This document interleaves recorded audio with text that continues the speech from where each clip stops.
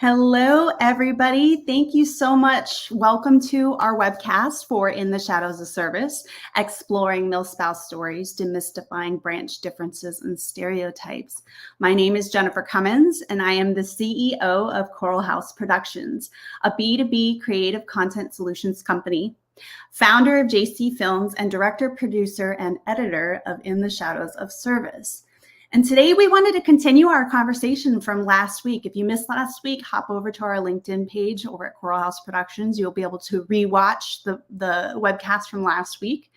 And we just wanted to kind of continue that conversation and share some common experiences. But really quick, for those who are new to us, In the Shadows of Service is a documentary about the modern military spouse and all its complexity, its challenges, and triumphs. We will explore some of the big problems that affect our community and ways to correct course. Today's conversation is just a little peek into some of our shared stories that have kind of come up in past production calls with the team that we thought would be kind of fun to share. So with that, I am excited to share the stage today with some awesome ladies. Please allow me to introduce Liz Marion. Hi, Liz. Well, hello. If I can find the mute button. Hello, everyone. Welcome back. And we also have with us the wonderful Katie Prill. Hi, Katie. Thank you so much for joining. Hello. Thank you for having me. So why don't we just go ahead and start? First, I want to just go ahead and quickly just mention that we love hearing from you guys. So if you have stuff you'd like to share, please drop a comment below and we'll try to answer in real time. And we'll also have a Q&A session at the end that we'd love for you to participate in. But with that, let's go ahead and start. Katie is owner of Love and Lettering by Katie, and she's responsible for some of the beautiful Kickstarter reward designs that you've seen in our Kickstarter campaign. And if you haven't seen them, you should go check it out. But I know Liz joined us on our last week. She's our producer, our film's producer. But let's go ahead and start with you, Katie. You want to introduce yourself a little bit? Well, thank you. As Jennifer had said, my name is Katie. I am the founder, the CEO, the wearer of all the hats of Love and Lettering by Katie. It's a small business where I started out doing hand lettering and kind of grew that to stickers, prints, shirts, and so much more. But one of the other hats I wear is I am a proud Air Force spouse of 16 years and a mom to two boys, 8 and 13, they're off at little basketball camp today. So it's just me and the dog who's behind me. So if I do have to go off screen, that's probably what it's for. Giving you a heads up. Always wearing different hats for sure. I totally get it. All right, Liz, want to tell us a little bit about yourself again for those who might be new to us? Sure. So Liz Marion, and I'm the founder of Libby Works, where it's a consulting firm where we optimize and fortify teams with internal communication strategies. So if you're in an organization that needs any internal communications help, I'm your girl. And we always love, hiring military spouses to do various projects in their businesses, like Katie and Jen as well. I'm a Marine Corps spouse. We're stationed in California. I have a almost 3-year-old, which I cannot imagine, little boy. And I also have a big English Labrador that's an old man. So if you hear him, he's always making appearances on webinars and meetings. So. Of course. Naturally. He's very important. Awesome. So we have Coast Guard, we have Marine, and let's see if I can do this right. Air Force, correct, Katie? Mm-hmm. Okay, so representing. We were going to have Miss Nikki Zellner joining us today. Unfortunately, she couldn't make it at the last minute due to a family emergency, but we'll follow up with her at a later date for sure. And we also were hoping to have a friend who is a male spouse to join us to kind of bring some extra conversation with that. Hopefully, we can do another conversation down the road with kind of including that kind of storyline. But today, I just kind of wanted to have an open conversation about different stereotypes that we all experience. Basically wanted just to open that conversation because talking about the documentary and just featuring powerhouse military spouses, but also being as inclusive as possible. I know one of our past conversations that we've had was, I think Liz, Monica, and I were on a call and talking about just various things that we've encountered. Excuse me. I know one of the things that I wanted to share was Coast Guard is DHS, not DOD. So with Coast Guard, we don't always get the same resources that the Army or the Air Force or the Marines, all those spouses get, because we are under a different department. So they're funded by different things. So I know in the past, that was one thing I think, Liz, you were kind of surprised when I told you that. I think it was my SECO or Military One Source. Back in the day, I couldn't create an account because I was a Coast Guard spouse. It was just funded by a different thing. And it just something, all those resources there, I could not use. I think they've since changed that. But that was just something that boggled my mind. And, I think just trying to provide a little more inclusivity, because I know a lot of people don't consider Coast Guard military, but we are. We have a long history of working with all of the armed forces. But that was one thing that I thought was kind of interesting to bring up. What about you guys? Do you have similar experiences? Well, Air Force, it's kind of always the stereotype that we have the better stuff and we, live in mansions on our bases and stuff, but I don't think that's necessarily the case. We still have mold at all of our bases. And have you been to Fort Belvoir? Because that base is beautiful and that's an Army base. So I can understand where there would be some of those stereotypes about the Air Force, though. Yeah, I mean, like Coast Guard, we actually do get stationed sometimes on different military bases. Usually, so in the beginning, my husband was in aviation, so we were actually on a lot of airfields, or if we're closely to a coast, we would have, the Coast Guard had their own base, but we were stationed in Savannah, Georgia last time. So we were at Hunter Army Airfield, and that was kind of my first experience into base life, because prior to that, we were in Traverse City, Michigan. Which, I think that's a was very different. So different. Very different, very different. So that was, I kept telling someone, because I think that was my first experience with the CDC, the Child Development Center, if you're not familiar with the acronym, for those who are watching. And so I remember being on base one time and saying, "Oh my gosh, this place is so big." And they're like, "No, Hunter Army Airfield, this is a small base." I'm like, "Oh." Come to Camp Pendleton, where we take up 20 plus miles on the 5 on the highway, where there's nothing but base. It's so true, the different experiences, and I think, I had no experience really with the military prior to marrying my husband. My grandparents were both in World War II, but that was, my grandfather's.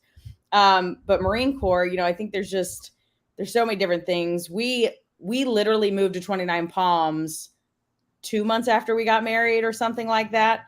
And I was like, "Oh, so this is why we got married prior to this, because if you had forced me to be in the Mojave Desert, I might not have, I might not have gone along with this." But, and funny about that base is that the Army owned it and they sold it because it was uninhabitable, and the Marine Corps bought it. Oh my gosh.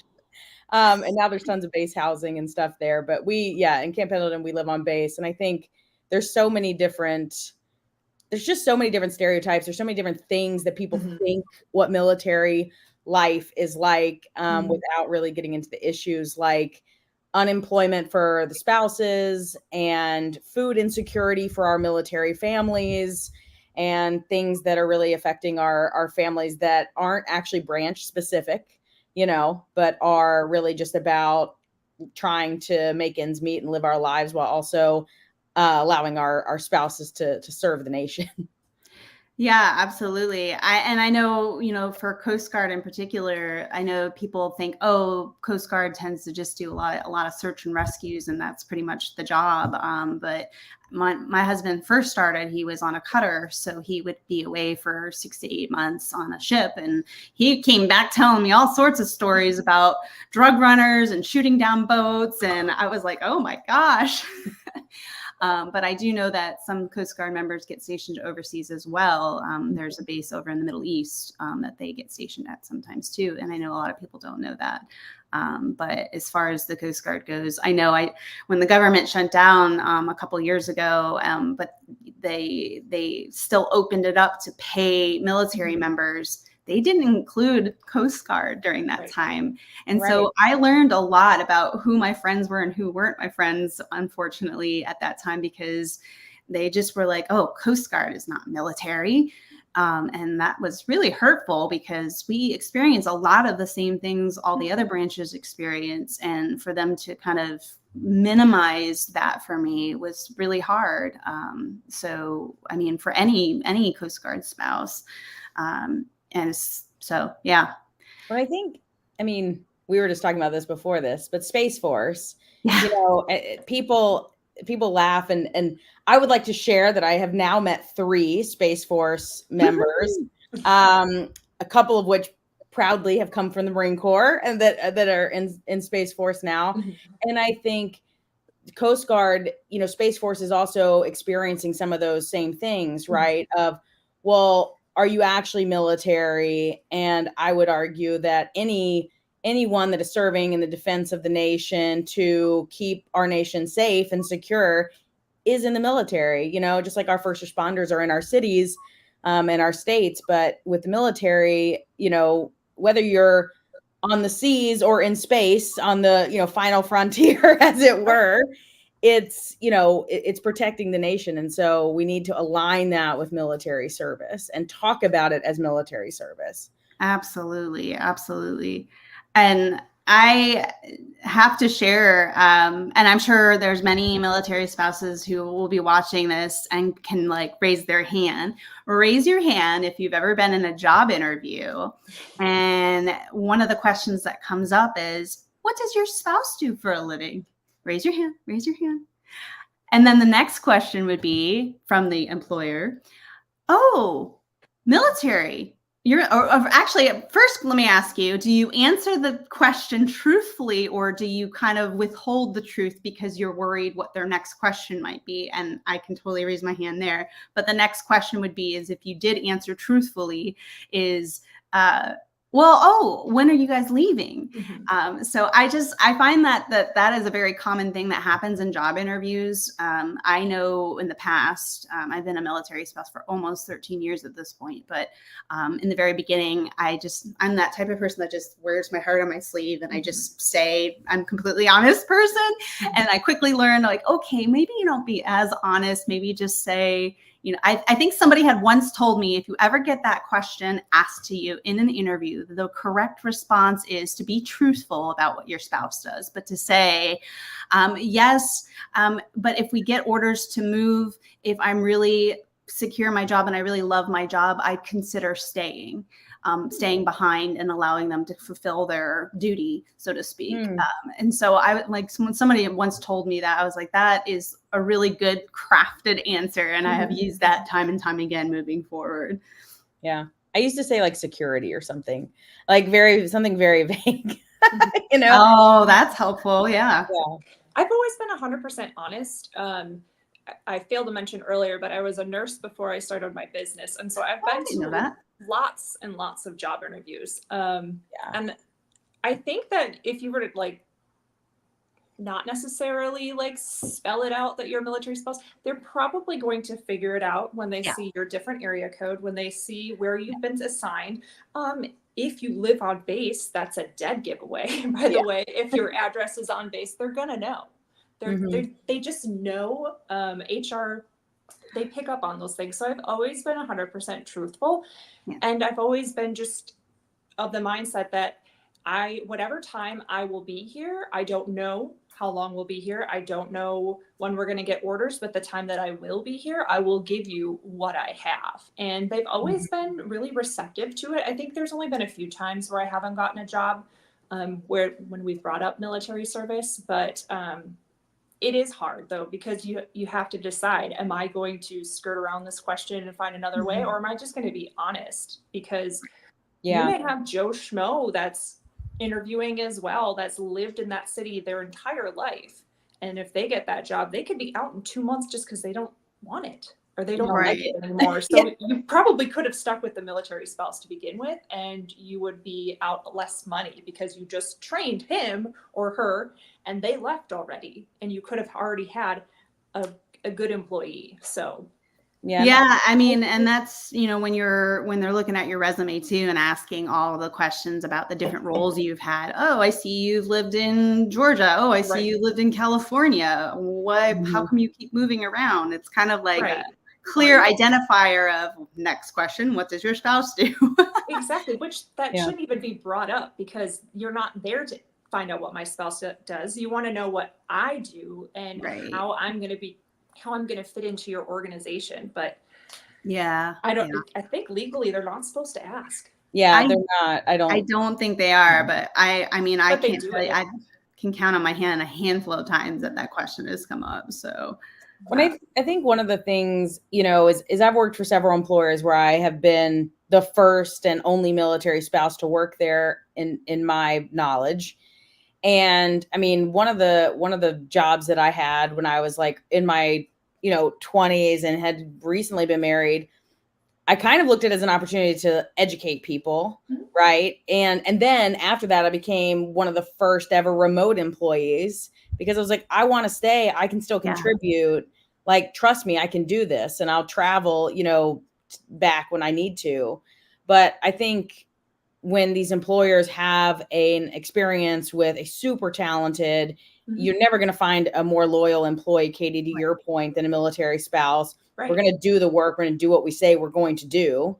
And, they have that experience. And then hopefully, and through this documentary, people will be encouraged to hire more military spouses, because we are like the least tapped in incredible talent, in my opinion, of the nation. Like, we can contribute so much to organizations. And and I think that was part of the conversation that we had prior, Liz, was that, even though, COVID was a terrible thing that happened, everyone had to stay at home or work remotely. And there was a lot of people introduced to that remote work lifestyle of working in their pajamas or trying to balance their home schedule. And, I can throw that load of laundry on. And there was a lot of stress and anxiety. And I can't tell you how many videos I saw on social media about that. Meanwhile, us military spouses are just like, yeah, we've been here for a while. Welcome to the party. Let me just flex real quick. And I hate to say it, but it certainly has opened up more opportunities for military spouses than we had before. So there was that kind of positive thing that kind of came from the pandemic. And that is something that, remote work and unemployment or underemployment, these are key issues that we want to make sure that we cover in the documentary. And that's something we want to share about these powerhouse military spouses who have been there, done that, and to inspire other military spouses that they're not alone and that you can create a business or manage the Milspouse life. So I'm happy that we can come here and talk about all those different things. So if anybody, if this documentary that we're talking about is, I just want to, first I wanted to actually bring a little bit more clarity onto, I know that's something that has come up in the past. People have seen our teaser trailer for the documentary and have thought that the film is already done. So I want to make sure I bring a little clarity. Our documentary is in the development stages. We haven't filmed our primary interviews yet, and we are casting. So we are currently trying to raise funds so we can launch into our production phase. So if this film is something you'd like to support, the Kickstarter link is in the comment section. And we have less than 9 days left and are only 20% funded. Kickstarter is all or nothing type of campaign. And if we don't reach our goal by next week, we won't see a penny of the funds raised. So please share. If you can donate. As much as I love coffee, maybe pass on that cup of coffee from Starbucks this week and donate that $5 to our cause right now. So by the end of this webcast, we'd love to see if we're right about the Milspouse community. We're a force to reckon with, and see if we can raise a couple $100 by the end of the webcast. We'll see. What do you guys think? And I think if you are an active duty service member, if you are a military veteran, you know the sacrifices that your spouse has made for military service. And I always say, like, I know my husband has my 6, right? He's got my back and in everything and that we've ever done. But as a spouse, there are some things that you just can't help that your military spouse is going through. That is just a byproduct kind of military service. And this is really an uplifting story. This is a story of inspiration. This is a story of positivity. To not only inspire present military spouses that might have been in it for a while or brand new. There are people that enter this life every single day that get married to a service member and become a military spouse. But also like for future generations of our military spouses. I think it's so important that we have these stories in the world so that others can see how they can help and support the other side of service, which is our military spouses. Yes, absolutely. And just for everybody who might be interested in the casting process, I'm also dropping the link for you to fill out a form. We have a form on Google Docs. And you can just fill that form out and we'll reach out to you if it's a good fit for an interview. So I see Katie had to hop off here for a second because she's dealing with stuff just like all of us Milspouses do. Juggling, the juggle. Yes, juggling, not dealing, juggling. Yes, very crazy. Yeah. So please fill out the casting form. The other really cool thing, Jen, that I want to point out that I'll drop a link to is that the documentary was also featured in an article yesterday. And the publication, I know it's Northern Virginia. Inside Nova. Yep. Inside Nova. And that's for those who are not part of the area, Northern Virginia, Nova, because, we all love to acronym everything. So Inside Nova did cover our film and all the things that we're doing with it. I'll try to see if I can drop a link in the comments. I'm dropping it right now. Oh, perfect. You're awesome. Thanks. Yeah.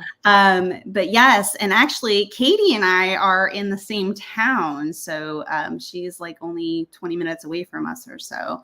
Oh, here we go. Hi, Katie. About that. No worries. So yeah, Katie, and I'm so glad that you're in the same area as us. And I just love that. Oh, you know what? I'm going to show off some of your stuff. Hold on. Yeah, show some of Katie's designs, beautiful designs for In the Shadows of Service. And just drop those links to the article that the documentary was featured in yesterday. And then reminder on the casting form, fill that out if you think you're a good fit or you want to share your Milspouse story. Yes. In fact, that was something too that I recently got. Someone asked me recently if I've considered past former military spouses' stories. And I know we kind of covered that a little bit last week, talking about how we understand how past military spouses have paved the path for the current modern military spouse today. And we wouldn't be where we are today without them. So certainly that is a storyline that we are covering. That's actually one of the roles that we're looking for to help tell that story, because they were there during the time where it was just assumed that all Milspouses were either stay-at-home moms or, just Susie homemaker, and that's all that they did. I was recently told that it's not that that's all that people assumed, that it was actually all that was available for them, that there weren't opportunities for them to do. And eventually were encouraged to do a lot of volunteering opportunities. And then obviously the volunteering opportunities kind of led to seeing how badass military spouses are. And they started allowing us to have more opportunities in leadership roles, or even in Congress and the like. So, or just starting our own businesses. So they have definitely paved that path for us. And we will be recognizing that in the film. I thought it was a very interesting storyline for sure.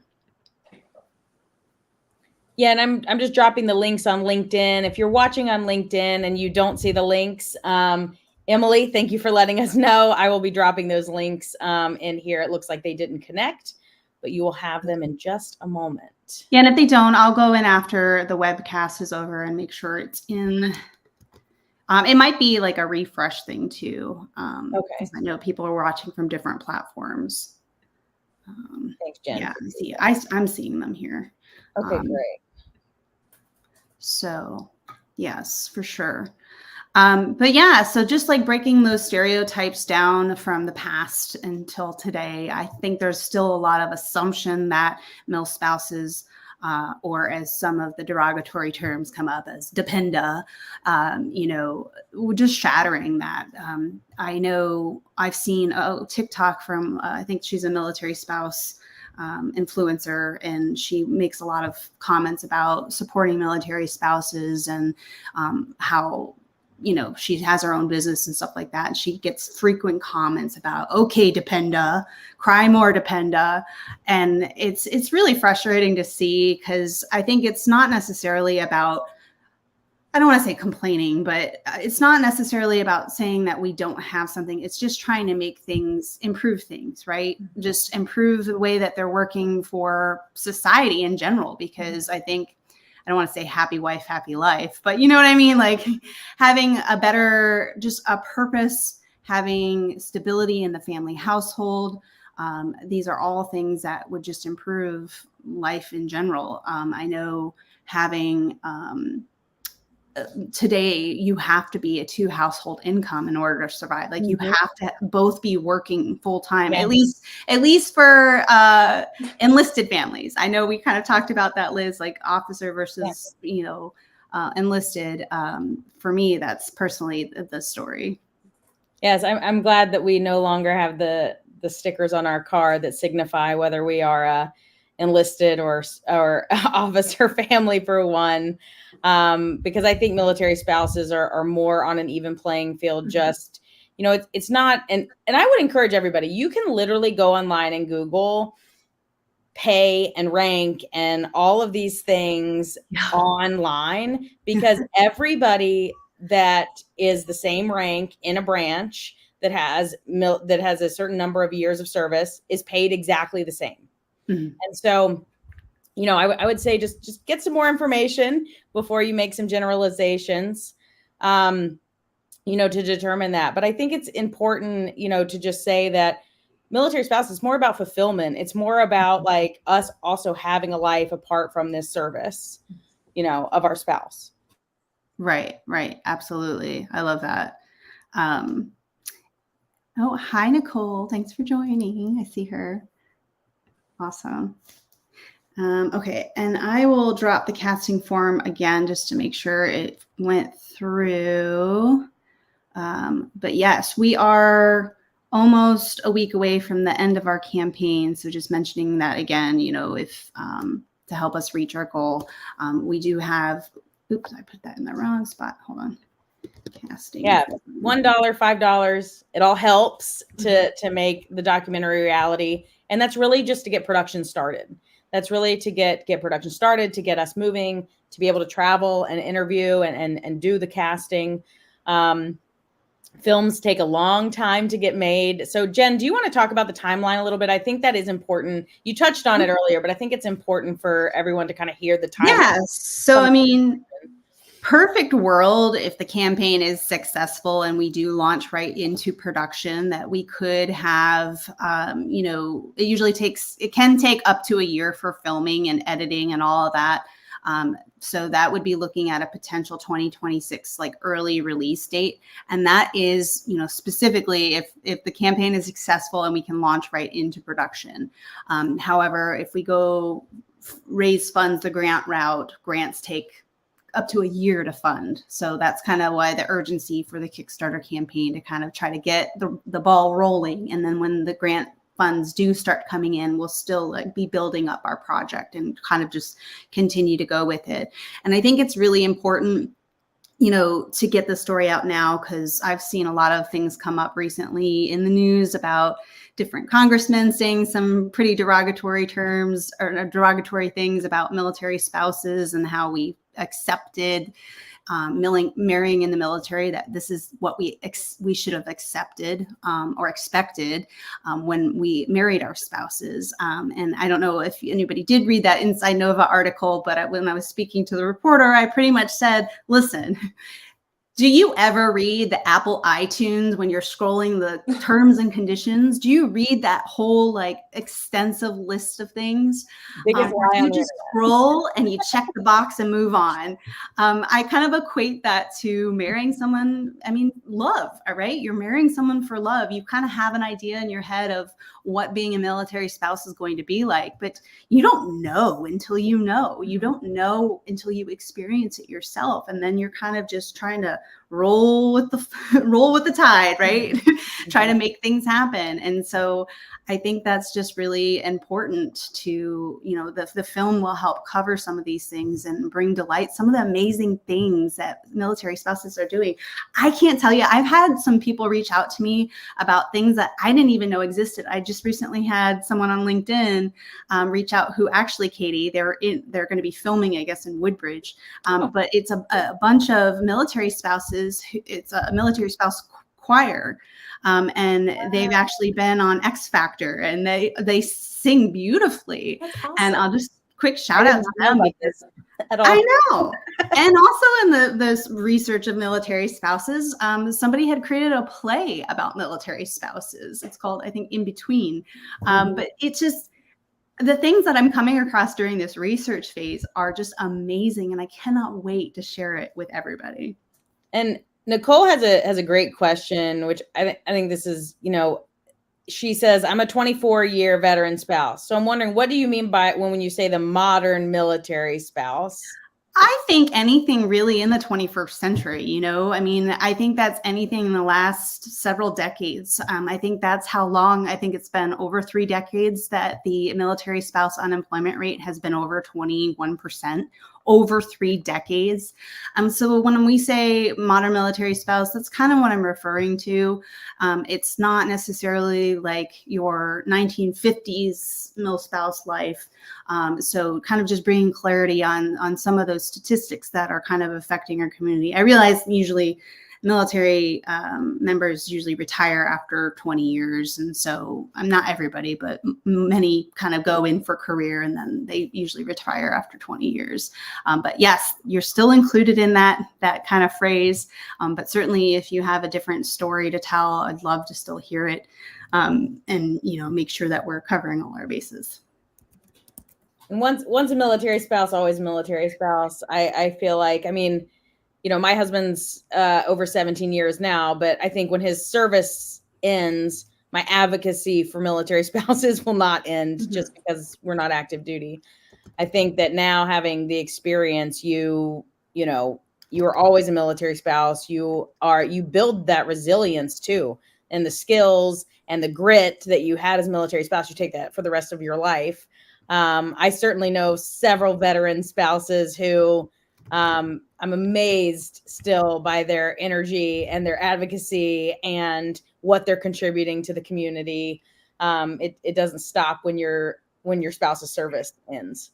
Yeah, and that's part of this kind of exploratory process too, is finding out these different stories. And even when I ask people about, did you know that in order to get childcare, that you have to have a job, but how can you get a job if you can't go and interview because you have a child at home? And that is typically one of the reasons why military spouses are unemployed, is because of childcare. So when I share these things, or even the metrics like the 21 to 24% unemployment rate that affects our community, the underemployment metrics that affect our community, those are just things when I share with just family and friends who are not connected to the military at all, they are shocked. They don't know. They weren't aware. And so I think this film will help bring some of that stuff to light. And I think kind of provide that grassroots effort for more people trying to bring change to Congress to help military spouses. Absolutely. Yeah. Do we have any other questions here? I think not that I see. Okay. But if you drop questions on any platform that you're on right now, then we'll come back through and answer them, and we'll have another webcast, so we'll be able to answer those as they come up. And Nicole made a great point. We're not a protected class, and that is one of the things we hope to bring to light in the documentary, is that until military spouses are designated on applications and in demographics in the workplace. That is something that could bring about real change.